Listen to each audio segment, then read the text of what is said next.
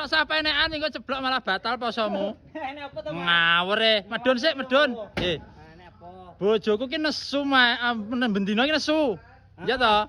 Tipine iki mbara dicacah tikus tak gletakne nang ngisor. Lah sampean ki duwe apa sing dinggo nglungguhne tipi ngono ki lho. Masalah. Enek kene lho, bedrop TV, Mas. Awet apa ora wingko bahane? Lho awet to bahane plok TV iki, Mas. Kaya apa? Kaya ngene iki lho. Iki jan kaya wong kawak TV mbok deleh ngisor. Lah terus gak duwe delehan to. Ki pira regane? 4.500.000, Mas. 4.500.000. Heeh. Iki terus komplit iki. Lah kuwi nggih pangkringan apa? Iki pangkringan TV to. TV deleh kene bergak ngisor. Oh iya wah terus modern. Kagon boneka ya wis enek. Oh iya. Laci melating kaya ngene iki. Iki jajal bahane apa? Iki bahane ACV, iki lise iki nggih aluminium, Mas. Wis, iki terus anti karat ya. Ane jelas anti karat to. Oke, lagi ngene. Sik 4.500.000 iki umpama kirim adoh. Iki mbok kei gratis ongkir apa jek mbok tarik ongkos kirim? Omahmu wijik Jawa Tengah, Jawa Timur tak kei gratis ongkir, Mas. Wah, terus masuk iki. Bayare COD.